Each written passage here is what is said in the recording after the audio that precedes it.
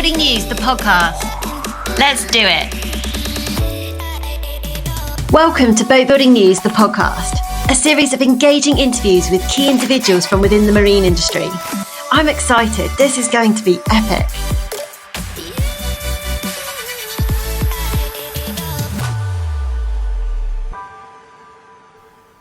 Andrew Adams' passion and positivity shine through in this episode.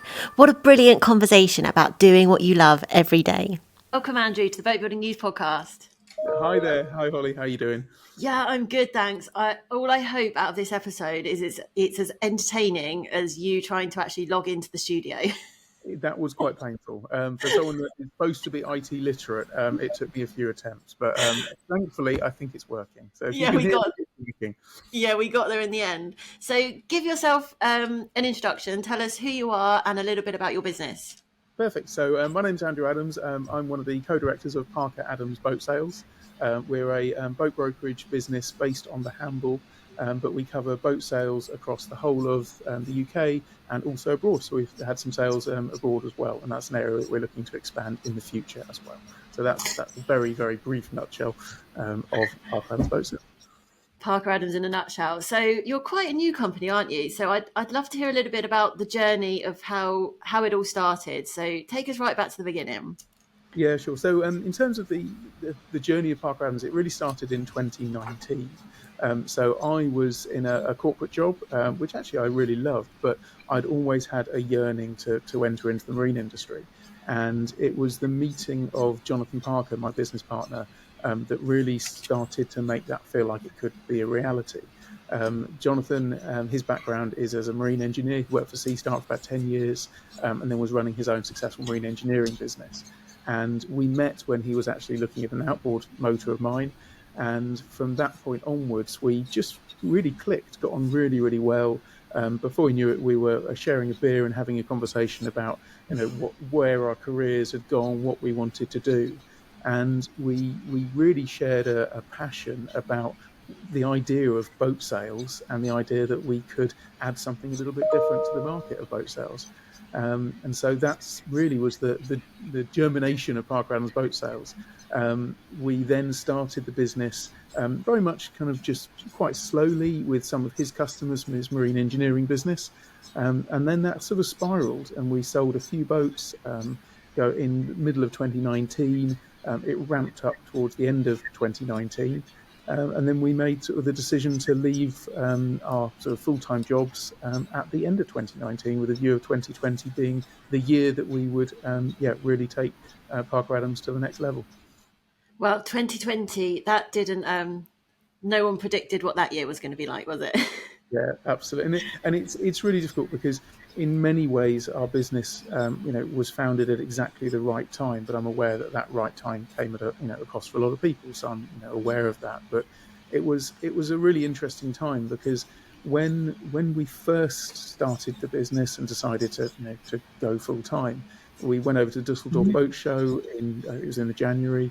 And I saw a face mask for the first time at an airport, and I hadn't seen that before. And I remember looking at Jonathan going, this is quite real, isn't it? There are people wearing face masks around here. And literally within 6 weeks, we were locked down. It was a really, really, I guess, pretty scary time from the business's point of view as well, because we'd made this leap of faith and we'd managed to get some really good listings on our books. And I remember we had 3 really big sales, a good couple of £100,000 boats that we were working on. And in the space of 3 days, they all stopped. The people pulled out sales, all asked their deposits back. So we're in a situation where we've got a few boats on our list, but none of them were now sold. No one was interested. And certainly during that first lockdown, I didn't even speak to Jonathan all that much because we didn't really have much to say to each other. We had some boats for sale, but no one was inquiring. And it was just a strange time. And then literally within days of coming out of lockdown, the inquiries started coming in. So you'd kind of had this dream in the back of your mind the whole way through your corporate career. And then what are the chances that you meet somebody that you think, I could actually make this a reality. You take that leap of faith and within 3 days, it's just pulled out from underneath you. You must have thought, what have I done? it was a really, really weird time. It was, yeah, I mean, the leap, always wanting to work in the marine industry was something that had always has always been in the back of my mind. And if you'd asked me 5 years ago what I wish I'd done with my career, if I could have my time over again, what would I do? I would always have given the same answer. I would want to sell boats. And so my career previous to this has always been in sales and marketing. Mhm. So I started off working for Specsavers and was in the end looking after one of their business to business sales teams and a region. So looking after the south of England and Wales, slightly random region, but lots of travelling, lots of time in the car, meeting lots of different people, and then ended up working in London. So I worked in London for about 7 years, getting a train up from Southampton Airport Parkway every single day. And that was always the direction that I just assumed that my career would go. I was probably given some. You can determine whether it was good or bad advice when I was about 18 and trying to decide what I wanted to do with my career.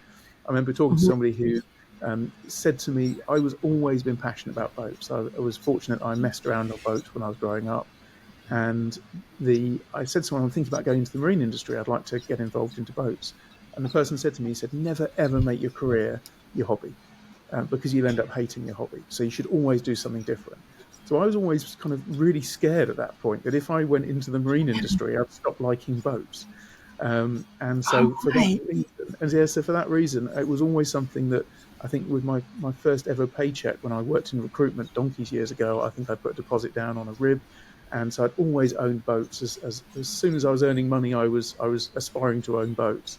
But I never ever thought that it was sensible to go into the marine industry because of that advice I've been given.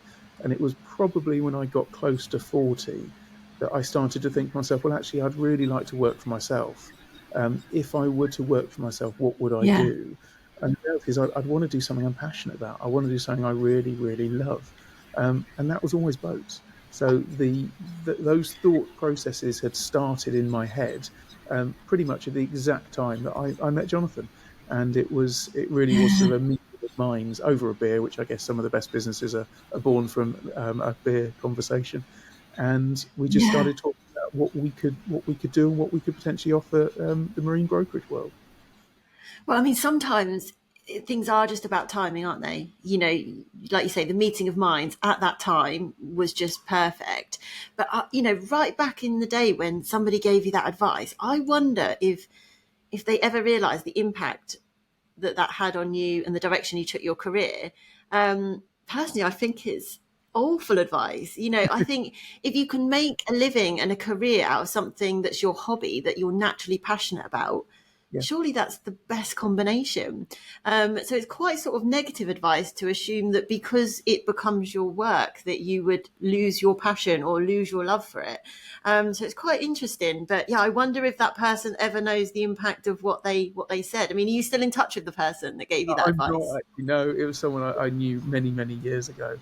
But no, I think you're absolutely right, and it is interesting because when you have a job which is your passion and something that you're really massively passionate about, if I'm honest with you, I work crazy hours. I work 18 hours a day. I left the office last night at midnight, but I don't actually feel like I have a job. I genuinely feel like No. this is something that I love to do and I'm passionate about. And as a result of that, almost no matter how hard I work, I feel that I'm working for an end goal. I'm working for an aim. I'm working to sell boats to people that are passionate about owning boats. And for me, that's the greatest job that I've had because I'm doing something I'm really passionate about. Yeah, I guess I'm a little bit similar. I mean, I have a bit of a day job. Obviously, I'm in recruitment, but my boat building news part of it, I spend a lot of my evenings right up until, like you say, midnight.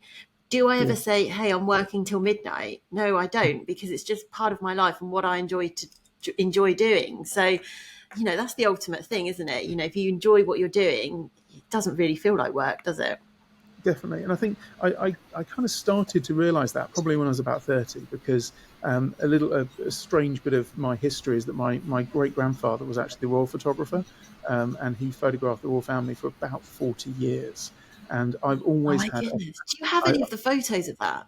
Yeah, I've got quite a few of them, and so it's Where a really people? a really it's a real honour, and particularly around the Yeah. coronation. I'm seeing lots of photographs that my great grandfather took of the Queen growing up. It's something I'm very very proud of.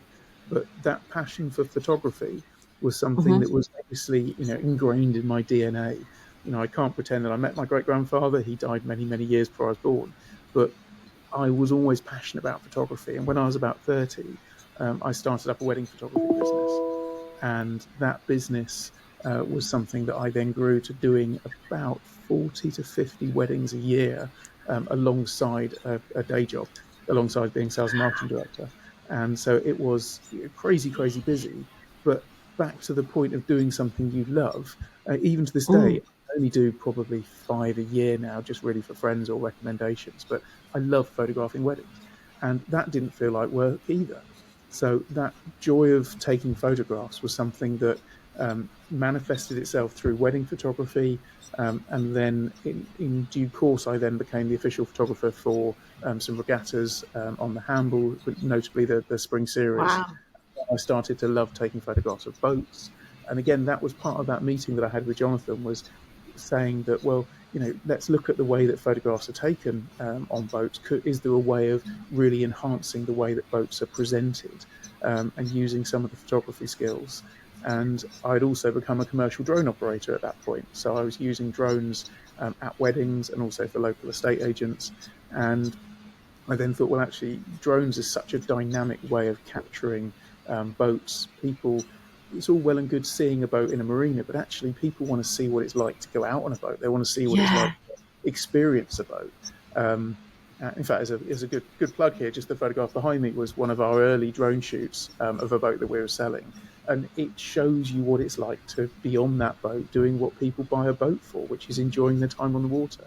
So I think the But combination of photography and the drone, hopefully, really came together in the way that we set up the business. yeah, I mean, it sets it apart, doesn't it? I mean, in the fact that you could take a photo of a static boat, but you can see it in action. You can actually, Yeah, see it being experienced, seeing it being enjoyed, and it puts a bit more emotion into it, doesn't it? Because people buy with emotion, so that just helps it, doesn't it? When you see it in action like that. 100%. And I think actually the So way you that boats almost No, so I just say the way that go on. Sorry.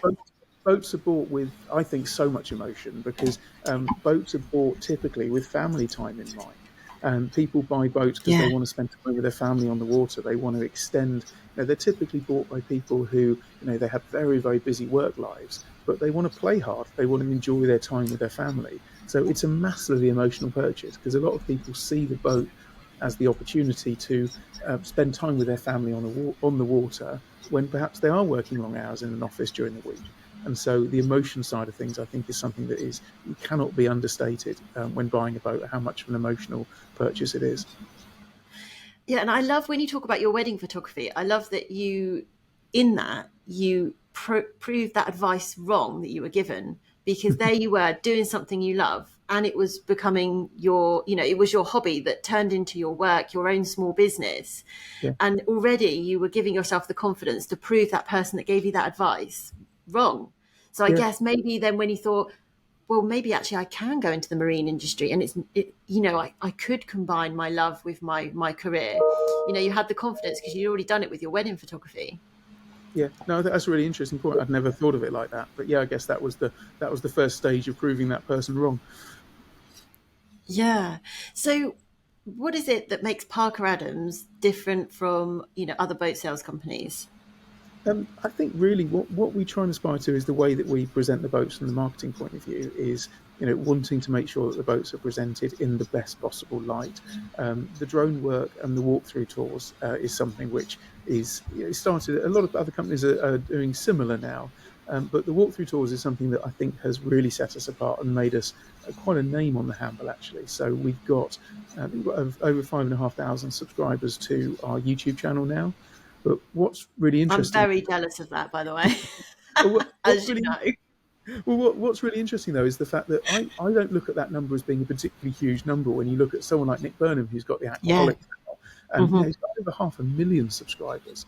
But I Crazy. think that the people that we subscribe to our channel are actually pretty targeted because I struggle to walk down a marina now on the south coast without someone saying hi to me who I don't know. You can always see the penny dropping, going, "Oh God, I don't know that person, but I might have watched a walkthrough tour yesterday or a few days ago." And so a lot of people say hi that I've never met before, which is so nice. Yeah, But I love that. I love that feeling. it is really nice. But the walkthrough tours is something which I think, again, right from the early days, particularly during COVID times, it's so important to be able to show a boat off as it is walking through. There's a standard line my business partner uses. He's 6 foot tall. I'm not quite as tall as he is, but you stand on a boat and he'll say, "I'm 6 foot, and look at the height you've got here." But actually, it makes a boat feel real. It makes a boat feel Yeah. when you step onto that boat, someone doesn't need to go and have a first viewing to see what the boat's going to be like, because they've already done it. They've done it through the walkthrough tour. And I think that's something which certainly set us aside initially. There's other brokers which are now doing it, which is great. So I think the more people that can, bring the boats to life, the better. Yeah, and I suppose if you're considering buying a boat and you've seen a walk and you've got two boats to consider, one that you can actually watch a walkthrough tour of, and one you've just got static pictures of, you're already starting that sales process, aren't you? That person is already more attached to the boat that they've been walked through, even if it's just on a screen. They're already more attached to it. It's already, the sales process for you is already started, hasn't it? Definitely. And what I found is a huge compliment. In fact, I had a conversation with someone just this morning, is people are calling Jonathan and myself to have conversations about what boats they should buy, and even with other brokers. And I'm always, I'll happily advise somebody to buy a boat with another broker, if that's the right boat for them. And so it's really nice to have a conversation with people because they trust us, because we've been through so many different types of boats and so many different types of buyers. It's lovely just to have those honest conversations about what boat might be best for somebody. Yeah, and it's in that, isn't it? You build those long-term relationships. And if I relate that to recruitment, somebody could come to me, and they do, clients come to me and say, "This is what I need." And if I'm not the person that, there'll be consultants out there that will say, "Okay, I'll try and give that to you," knowing that they're not the right fit for offering the solution. But if Yeah, you can honestly say, "Look, I'm not the recruitment agency that can offer that solution, but I recommend X, Y, or Z," when you are, even if it's 3, 4, 5 years down the line, they'll remember that and they'll come back to you because you're somebody that gave them honest advice. And then you might be the solution for them that time. And it's about creating those long-term relationships, isn't it? And that sort of transparency and honesty. yeah, you're absolutely right. And again, I said to someone this morning, I want to be part of someone's boating journey for the next 20 years. I want to be part of, and during that time, they're not going to buy all their boats from us. They're not They'll probably sell all their boats with us. Yeah. But if we're there as a partner for that person, then to me, it's just about giving that level of service that people, respect and want to be part of Parker Adams. I love that. So it's like a community. Well, actually, we're trying to sort of create that because we've just moved office. So we've been at an office at Hamble Point, which has been a fairly small office since we started. And just in the Mhm. last couple of weeks, we've moved to a much larger office. It's about 4 times the size. Oh, wow. We've grown. We've got more people working for us now, and we want to turn this place into a real hub on the Solent where people can come in and see us. So we're talking about, on Friday afternoons, we're going to have a pool table in the office. On a Friday afternoon, people can come in, they can chill, they can have a beer, they can talk to us, and just I'm make there. and just make the whole boating purchasing experience something that everyone can really enjoy and be part of. I think there's definitely a market for the most amount of enjoyment on the water. Is absolutely a recipe for me for success. I love that. So it's more than just sales figures and how many boats you can sell and how many people are selling their boats through you. It's just way more than that for you guys, isn't it? It really is, and I think that's where the walkthrough tours. We've got a great number of people where they've seen our tours, they've enjoyed watching them, and they contact us to sell the boats. But actually, I get as much pleasure when they contact us for advice as I Yeah. do when we sell the boats, because I know long term it's just benefiting the brand and hopefully benefiting the industry. Yeah, absolutely. So what's your biggest challenge at the moment? What's bothering you in the business? What are you trying to overcome? I think at the moment it's really just about the market has changed a little bit this year. So the last 2 or 3 years we've had just non-stop growth. We've Mm. sold coming on for 250 boats now in the last 3 years, which is an Wow. astronomical amount. And we've always set up the business with wanting to sell boats from very small ribs right up to large motor yachts. We've always been passionate about that size of boat and size of opportunity. And I think at the moment it's really just about, there are less customers in the market now. There's less people looking for boats, but the buyers are absolutely there. So for Mm. me, it's about just making sure that we're meeting the needs of the customers that are out there, presenting the boats in the best possible way, and just continuing to provide the level of service that we want to. Our listings has grown exponentially. Last year we were having about 15 to 20 listings at any one time. We've got nearly 50 now. And so I Wow. think what's important for us as a business is we continue to deliver what is our core value, which is the highest levels of customer service, throughout all of those boats. And when you get spread thinner, it's harder to do that. But that's what keeps me up at night, is making sure that we're delivering the service to everyone. So sort of keeping that sort of Parker Adams personal feel and the level of advice you're giving you, despite the fact you're becoming so popular and you're growing to a bigger brokerage than you were. Yeah, absolutely, and it's the spread of the way that we talk to people is amazing. One of the proudest moments I've had is earlier this year. Someone phoned us up and they said, we've got a Targa 47 to sell. It's a beautiful Fairline boat, and I had a long conversation, about 10 minutes, about the boat, what they'd done to it, how they needed to sell it, what they were going to buy instead. He said, oh, by the way, something I should mention: the boat's in Lanzarote. I went, right, okay, and want us to sell it? He said, you are the only people I want to sell it. So how does Wow. that work? How can you sell the boat for us in Lanzarote? And sure enough, we made it work. So went out to Lanzarote. He did the viewings out there, but we then went back out for sea trials and surveys and concluded the sale. So it's that was probably one of my proudest moments, of someone that's not even local, has seen what we do, and wanted us to get involved in the sale. So it's actually sort of on a global scale then, really. You're not just Parker Adams operating on the handball. It's Parker Adams operating globally, isn't it? We certainly want to get to that point. So at the moment, there's only been a few boats that we've sold outside of the UK, but we're selling lots of boats down in the West Country, boats down in Brighton. So it's certainly not just the central South Coast specific now. And we're getting calls to broker boats all over the country, and as you say, a few abroad. But it's certainly an area we're happy to look at in the future. Yeah, I mean, that's the beauty, though, of things like social media. So, you mentioned your YouTube channel and you think, 5,000 subscribers. If you gathered 5,000 people on the banks of the River Hamble to have a look at what you've got to say, that's a Yeah, lot of people, isn't it? I mean, they wouldn't get parked for a start, but, yeah. Well, that's a lot of people. And, that's just the power of the reach that you can have if you actually put, market your business properly across social media channels is crazy, isn't it? The potential is mad. Well, the reach is it's a bit bonkers. So there was a boat that we took on. I was on holiday actually. I was down in the West Country on my boat, and Jonathan took the call, and it was a Trader 54 that they wanted us to broker in Weymouth, and I Okay, happened to be going to Weymouth the next day. So there's a convenient. video. There was. So there's a video of me on holiday. I didn't have any corporate gear on at all. I had just had a shirt on. Met the owner, did a walkthrough tour. But that walkthrough tour's had over 150,000 views. And I find that just mind blowing that 150,000 people have watched that walkthrough tour on that boat. And that was a boat that we sold. It had been on with another broker, and we managed to sell the boat within weeks of that walkthrough tour going live. And in fact, we've got the boat on again now, and it's in Northern Ireland. But the guy wants to use us again. So I was over in Northern Ireland last week, remarketing that boat. That's actually madness. And, maybe it is that sort of personable, you say, oh, I didn't have any corporate wear on. I was just on my way home from my holiday. But maybe Yeah, that was what was something special about that video, is yeah. that you are relatable. You are just that normal person walking through the boat, because these people that were watching it are just normal people looking to buy a boat.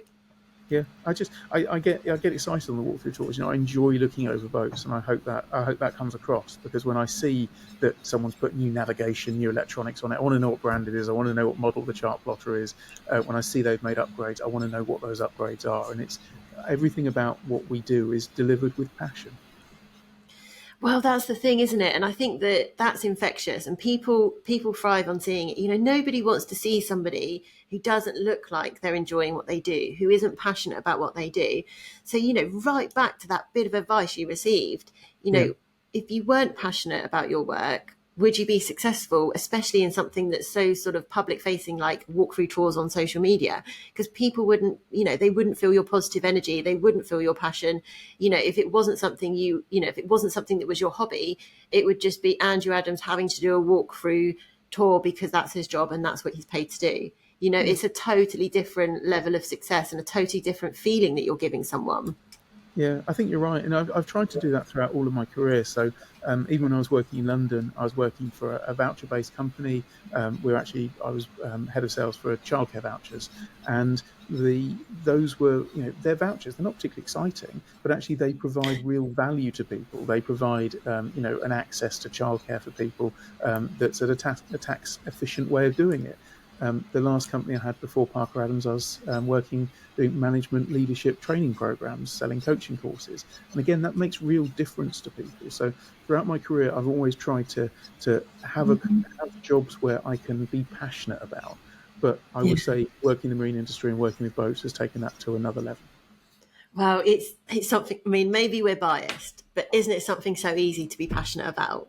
I think so. It's something I've loved being on the water since that. I think the first picture of me on the water was about 1 year old in my dad's 13-foot dory. So yeah, it's something that I've always been passionate about. Always loved to be on the water, and to have a career now selling boats and being involved in making people's dreams come true on the water is something really special.